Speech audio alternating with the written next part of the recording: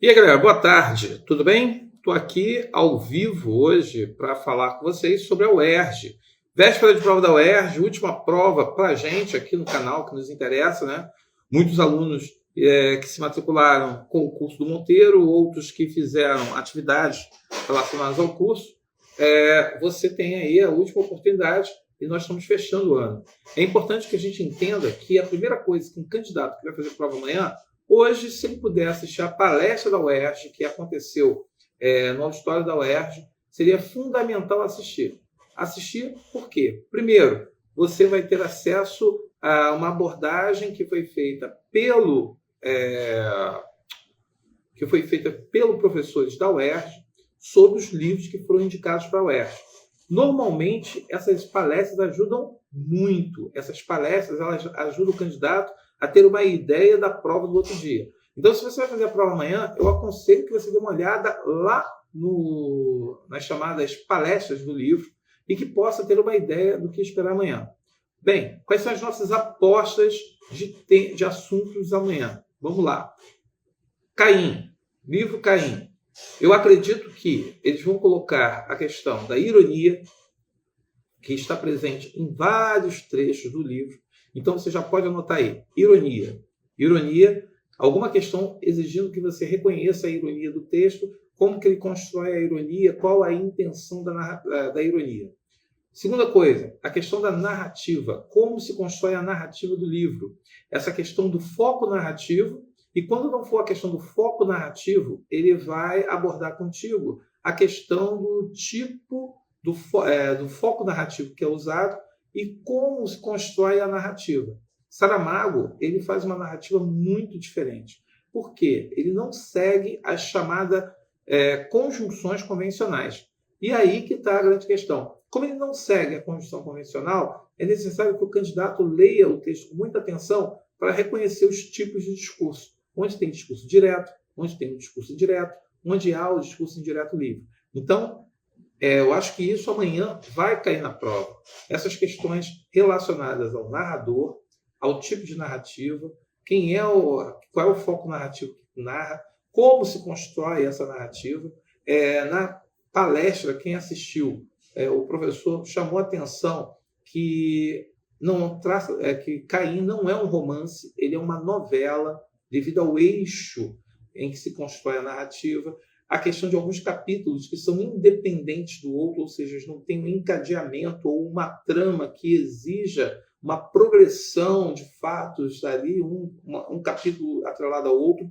Então, ele chama atenção para essa questão dentro da aula. Então, eu acredito que vai se cobrar alguma coisa sobre isso. Então, é importante que você preste atenção nessa progressão e nos fatos citados. E aí entra uma questão muito interessante, quer dizer, Caim. Por que Caim? Por que olhar Caim? Por que usar Caim? Ora, Caim é um assassino, é um fratricida. Ele matou o próprio irmão. E ele matou por uma causa torpe, que é inveja. Ele tinha inveja do irmão. Só que da forma como Saramago ele conta, quer dizer, a culpa de matar o irmão, grande Santiago, a culpa dele matar o irmão está atrelado diretamente a quê? Está atrelado a Deus. Deus, o personagem Caim afirma: eu matei meu irmão porque eu não podia te matar. Porque se eu pudesse matar, eu te matava. E aí começa uma questão ali de justamente discussão, uma relação que se constrói entre Caim e Deus, e que você vai observar que Deus assume com Caim, de forma reservada, particular, a sua responsabilidade. Fala, Santi. E aí que está a grande questão. Se você vai lendo o livro e vai observando a construção das personagens, a forma como ele vai falando com as pessoas. Galera, dá um toque na moçada aí, avisa o pessoal, seus amigos, seus colegas, que eu estou aqui ao vivo para tirar dúvidas sobre o livro, seja Caim, seja o Conto da Aia. Então, avisa seus amigos aí, seus colegas, sobre essa live aqui que eu estou fazendo, é uma live surpresa, é uma live que é para poder chegar e falar o máximo dos livros e responder a pergunta de vocês. Se vocês tiverem pergunta, coloca a pergunta aqui embaixo para que eu possa responder e para que eu possa falar. Então, assim, tipo de narrador, a construção da narrativa, a organização da narrativa, observar a questão da linguagem, a questão da pontuação referente aos tipos de discurso, direto, indireto, livre, como ele usa a pontuação. Isso daí eu acredito que vai gerar questões. A questão semântica. Pessoal, semântica, o sentido, o significado de determinadas passagens, determinadas frases. Espero que vocês tenham discutido nas suas escolas, no curso, com seus professores, o significado, o sentido dessas palavras, dessas expressões, o que elas significam dentro do contexto. É muito importante porque eu acredito que amanhã uma parte da prova virá em cima disso. Agora, o que esperar, além de questões da construção da narrativa, da organização dos personagens, como que a gente pode pensar a prova no campo da gramática? Bem, gramática é a questão do verbo, a questão dos pronomes, conjunções. Eu acredito que essas 3 classes gramaticais são interessantes. A gente fala do verbo, que deve ter uma questão de verbo, não sei se na parte de semântica, para falar se o verbo indica início de ação, final de ação, falar se o verbo está na voz ativa, voz passiva, reconhecer vozes verbais. Eu vejo muito no Saramago o uso do se.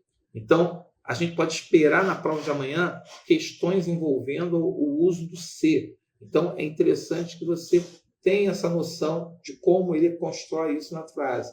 E aí vem, claro, a organização sintática, a questão da função sintática. Se eu tenho quem é o sujeito, o objeto, quem é o referente da frase. Saramago escreve muita frase invertida. Pessoal, não faça análise sintática com frase invertida. Lembre-se, vai fazer análise sintática, bota o verbo na ordem direta. O que significa isso? Sujeito, verbo, objeto. Faça a ordem, coloque na ordem. Por que isso? Para facilitar a sua análise. Se for uma questão de análise sintática, bota na ordem direta e procura observar se ele é sujeito, se ele é objeto, se ele é predicativo. Procure prestar atenção nisso, porque é isso que vai justamente fazer a diferença na prova. Ok? É isso que vai fazer a diferença aí na prova de amanhã. Outra coisa, outra dica que é importante, períodos compostos. Pessoal, a UERJ, sempre que pode, coloca a oração subordinada substantiva, oração subordinada adjetiva. Eles sempre que podem colocam esse tipo de oração. E aí colocam orações reduzidas. Pessoal, se for questão de oração reduzida, a gente tem que lembrar que as orações reduzidas são sempre orações subordinadas. Então, se você tem a oração subordinada ou uma oração reduzida e ele pede para você desenvolver, lembre-se, oração reduzida é sempre oração subordinada. Outra coisa que a gente pode pensar em forma de semântica, a questão da crase, o uso da crase, por que a crase ela foi usada. Se eu tirar a crase, muda o sentido, e aí entra aquela matéria que é regência. Saber qual é a regência do verbo, qual é a regência da palavra que você está ali analisando. Por exemplo, tinha hoje uma frase que eu estava analisando com os alunos, em que dizia, isso é me indiferente. Aí você fala, o me é objeto direto. Aí você fala, mas o verbo é o verbo ser. Verbo ser é verbo de ligação. Então, ele não pode ter objeto. Só tem objeto, verbo transitivo. Então, como é que esse M, você vai falar que esse me é objeto direto? Alguém está ligado a esse me, não é o verbo. Aí você tinha que ver que é indiferente a mim. Então o me está ligado a indiferente. Então você teria que ver que ali era um complemento nominal. É isso que eu estou falando. Quando vai analisar a frase, bota a frase sujeito, verbo, objeto. Para quê? Para que você entenda o que você está analisando e que você possa responder a questão de uma forma satisfatória. Então, vamos lá. Estou aqui visualizando a prova de domingo, a prova de amanhã. Questão começa. Você tem lá questão falando do narrador, que eu acho que é muito interessante essa questão de como ele conduz o narrador na história. 2. A questão da formação justamente dos diálogos, a formação do discurso direto e indireto. Eu acho que isso daí é uma questão que a gente pode esperar com certeza amanhã. Essa questão de como que o sujeito organiza o discurso. Terceira coisa que eu acho fundamental na prova de amanhã, você observar a semântica, porque há várias passagens que Saramago ele utiliza palavras, expressões para poder justamente fazer a sua crítica, o seu questionamento. E ele usa muitas vezes a figura de Caim para fazer o questionamento. Então a gente tem que tomar cuidado com isso. Até porque, por exemplo, muitos alunos estavam estranhando a coisa do nome dos personagens serem escritos com letras minúsculas. Ora, se ele usa letra minúscula, tem alguma importância para a história. O que ele quer dizer com isso?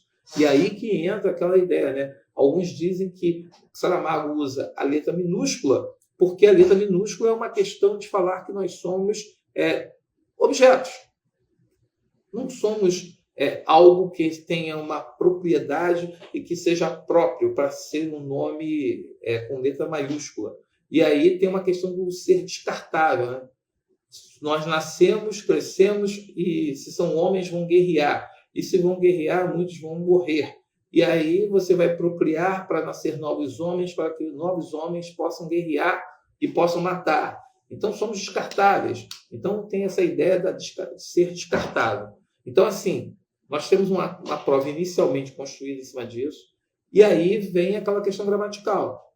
Como a questão gramatical, como eu alertei aqui vocês, procura prestar atenção em análise sintática, na questão de conjunções, saber principalmente verbo, vai cair uma questão de verbo. E a UERJ ela pode cobrar voz verbal, qual é o tempo do verbo, qual é o modo verbal. A UERJ, se você fizer uma análise dos 5 últimos anos, eles colocaram sempre uma questãozinha de verbo, porque eles sabem que vocês se enrolam com isso. E saber a intenção de um uso daquele verbo. Então, eu aconselho você a dar uma olhada atenta nisso. E aí, quando a gente fala de sintaxe, prestar atenção, verbo é transitivo, verbo é intransitivo, isso, qual o impacto que isso tem no texto? Então, vou procurar observar isso, que é fundamental para a prova de amanhã, pessoal, é fundamental. A questão não interessa qual é a questão. Se você não souber ler a frase, e como é que eu entendo a frase? Sujeito, verbo, objeto. Sobre quem a frase está falando. Está tudo invertido. Saramago ele inverte tudo o tempo todo. Como ele inverte tudo o tempo todo, o que você tem que fazer? Tem que desinverter para poder entender. Até questões de períodos compostos. Ontem a pessoa me deu uma frase que estava toda invertida, toda misturada. E aí eu chamei a atenção do pessoal. Olha só, para poder resolver essa frase, quem é o período principal? Quem é a oração principal aqui? É tal. Então, vamos botar oração principal, oração subordinada. Muitas vezes você, por exemplo, como era crente, ia à igreja todos os domingos. Desinverte a frase. Ele ia à igreja todo domingo porque era crente. Então, esse como que ele botou aqui é um valor de causalidade. Então, desinverta a frase para que você entenda aquilo que está sendo falado. E aí, eu falei de crase, porque a crase, colocar a crase ou tirar a crase muda o sentido da frase. E aí você tem que prestar atenção como Saramago produz isso. E, principalmente, o uso dos pronomes. O pronome se. Ele usa muito o CC. E aí você vê que, às vezes, aquele se não é necessário, ou, às vezes, o verbo é pronominal. Então, espero que você tenha treinado isso para que você possa ter uma ideia bem clara do que aguardar amanhã. Agora, tem uma galera que está entrando, saindo, uma galera que está chegando. Boa tarde a você que está chegando. Eu gostaria de saber se você tem alguma pergunta sobre Caim ou sobre o conto da Aya. Eu estou falando de Caim, porque eu dei aula de Caim nesse período e chamei a atenção sobre a questão da construção da prova. Espero que tenha lido para poder entender. Alguém tem alguma pergunta de Caim? Aí? Porque, tirando Caim, temos o conto da Aya. Nas aulas de redação, muito aluno... Qual foi o problema de muito aluno? Eu só sei escrever redação do Enem. Eu não sei escrever redação para a UERJ. E aí se cria um problema de que a redação da UERJ é outra redação. Veja bem, não é outra redação. É uma redação que ela espera que você se posicione sobre o tema proposto. E aí muita gente fica com aquela, porque com um livro a gente não fica sabendo qual é o tema.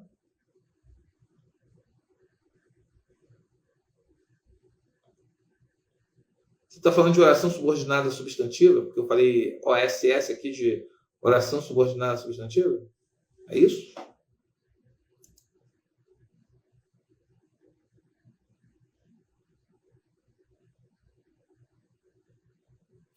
Nas letras aí, veja bem, há várias teorias na palestra de objetificação do homem. O homem tratado como coisa, a coisificação. Você se lembra da passagem em que Satã e Deus fazem uma aposta sobre Job? E aí Caim fica indignado em saber que Deus e Satã brincam com um homem que é bom.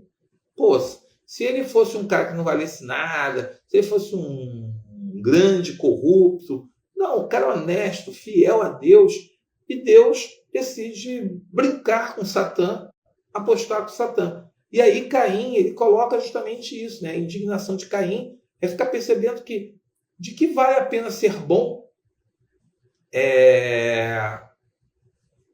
como que ele, no caso, trabalha essa questão, né? E aí você tem uma observação que é muito interessante, você perceber isso. Então, assim, perceber como que ele vai abordar o ser humano, porque ele fala apenas que crescei-vos e multiplicai-vos.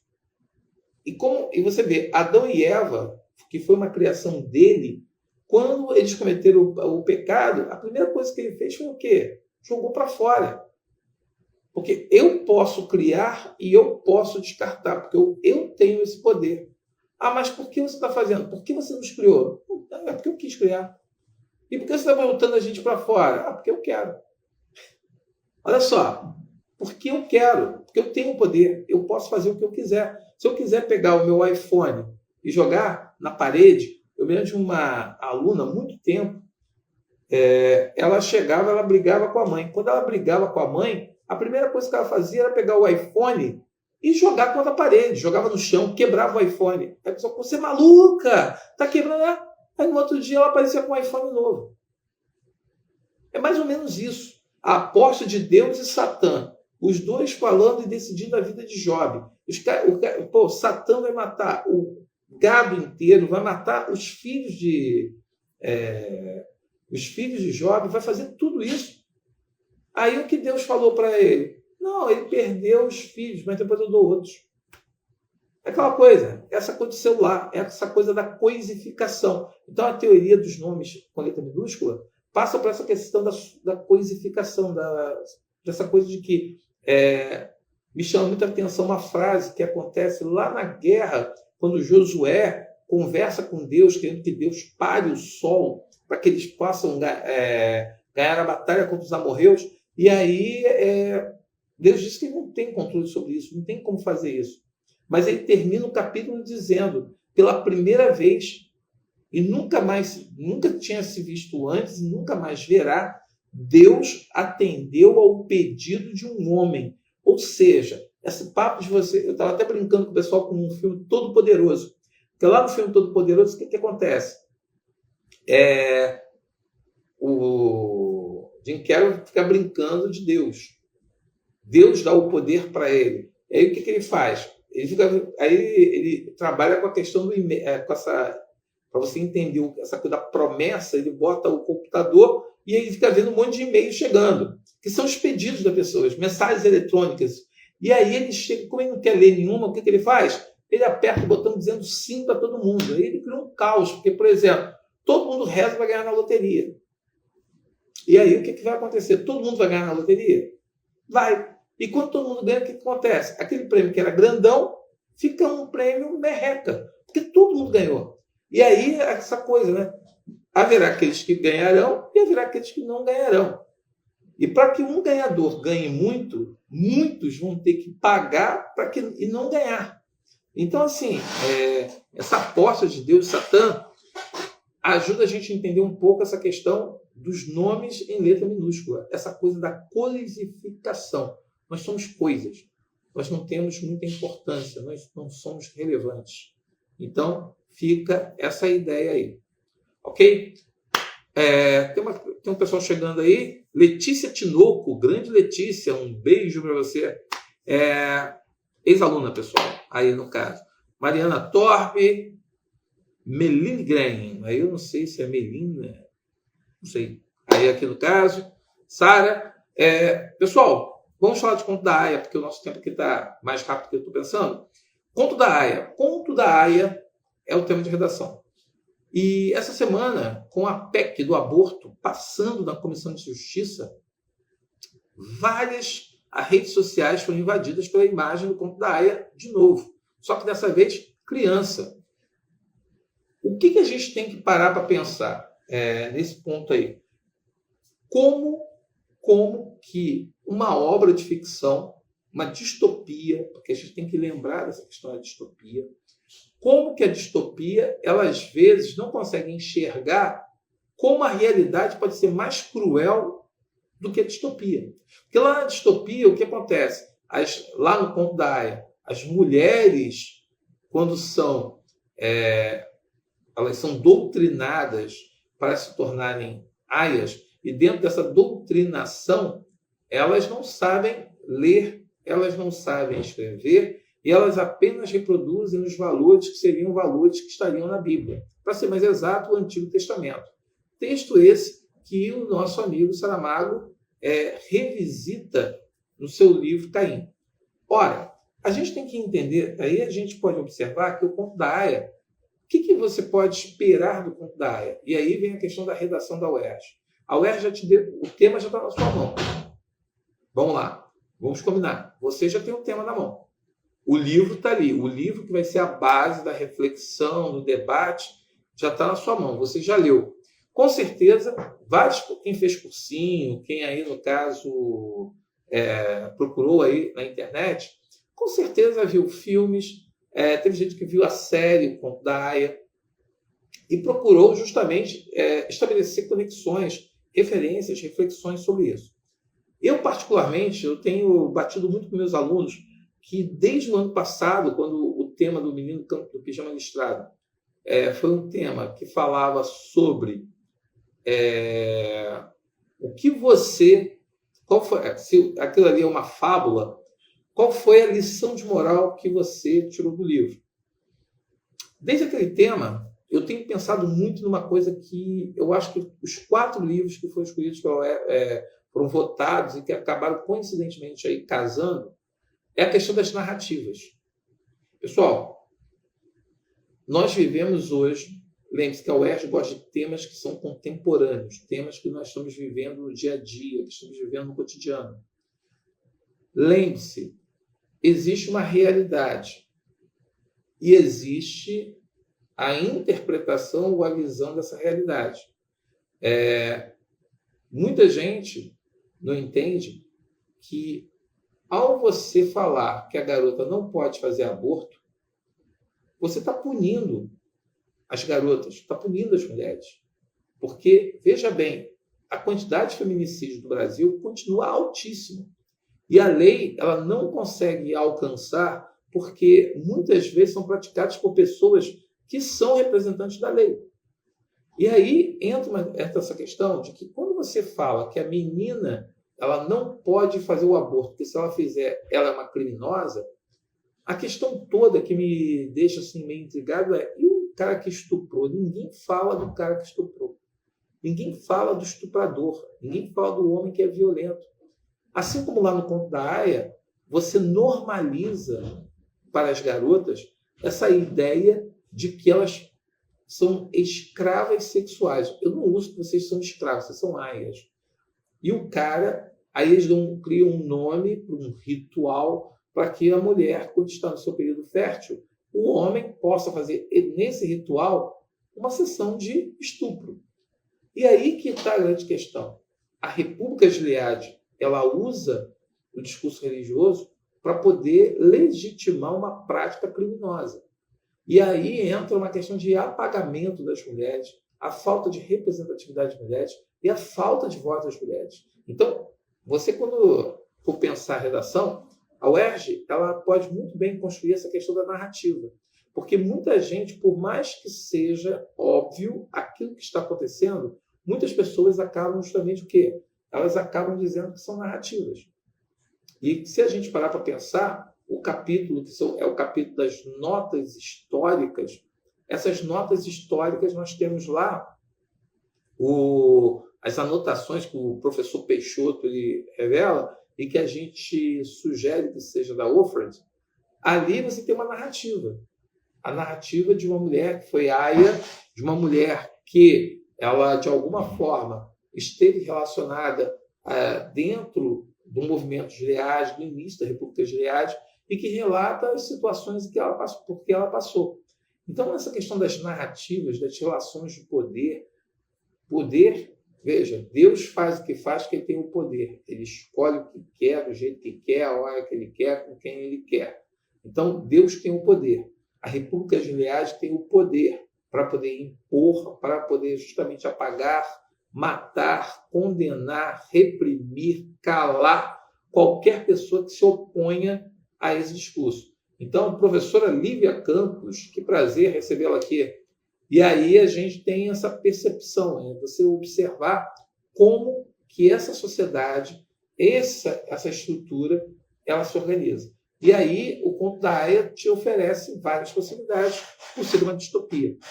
E essa distopia, você pensar essa distopia, eu mesmo sugeri vários livros, eu fiz aí uma referência, botei alguns livros que falam dessa representatividade da mulher, da exploração da mulher, e falando sobre como essas sociedades elas enfrentam. Aí tem a República do Afeganistão, tem a questão do Irã, você tem várias sociedades que são fundamentalistas e que servem de referência para você justamente o quê? Pensar a situação, pensar o texto. Então, amanhã, quando você estiver fazendo a redação, eu sugiro que você leia o tema da redação e faça logo um projeto de texto. Pense, como que você se posiciona? Não fique naquela do tipo, porque eu tenho que escrever para agradar o Erjo. Você vai escrever o seu ponto de vista. O que você é? Você concorda, discorda ou você não tem uma opinião muito formada? Você fica meio que em cima do muro. Cara, você tem que, é necessário que você faça isso. Então, faça um projeto de texto. Nesse projeto de texto, pense como que você vai desenvolver seus argumentos. Pense, vai trabalhar a relação de causa e efeito, vai trabalhar a relação de... vai procurar trabalhar de uma forma em que você vai... isso, a causa 1 é esse, a causa 2 é aquele. Então, bota a causa 1, causa 2. E como é que você vai fazer o seu fechamento? Você fecha o texto fazendo exatamente o quê?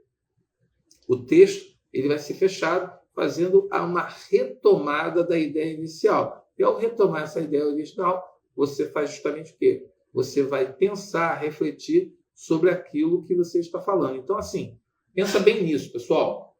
Pensa que a redação de amanhã é uma redação que você tem o protagonismo, você tem a autoria e você vai poder escrever do jeito que você quer.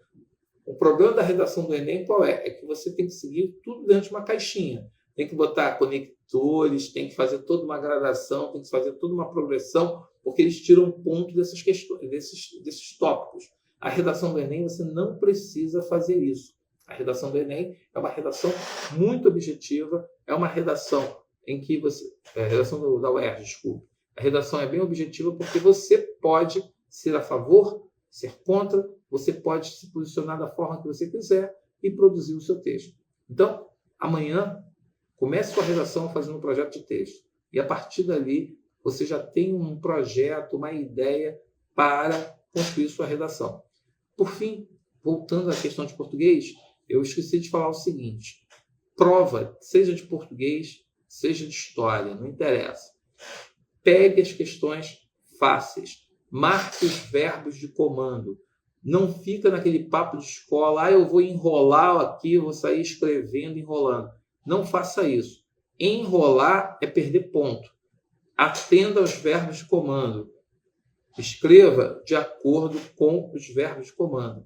E esses verbos de comando, eles é que serão importantes para a gente entender o projeto, a proposta, a ideia do que você está perguntando e o que você está dizendo. Se não sabe, deixa bem claro que você não respondeu aquele verbo. Qual o verbo que você está respondendo? Então, se ele perguntou lá, explicite a ideia tal. A ideia tal é essa aqui. Classifique. A palavra tal se classifica de tal forma. Qual é o tipo de oração? O tipo de oração é tal. Faça respostas usando o sujeito mais predicado. Mas lá no gabarito eu vi que o cara só bota a palavra, acabou. Veja bem, no caso do gabarito, ele joga o gabarito falando qual é a ideia que tem que constar na resposta. O resto, você não precisa ficar justamente fazendo o quê? Repetindo e fazendo de novo a mesma coisa. É só você focar no verbo de comando e responder aquilo que se pede. Faça isso para você não perder ponto. Fora isso, moçada, eu desejo uma boa prova a todos. Desejo que vocês aí tenham sucesso. Coloque em prática aquilo que você fez durante todo o ano e que você tenha sucesso nesse seu objetivo, que é a prova da UERJ. Então, meu nome é Sérgio Monteiro, sou aqui do canal do Monteiro e o canal do Monteiro deseja uma boa prova a todos os alunos. Então, um abraço, até a próxima. Tchau, tchau.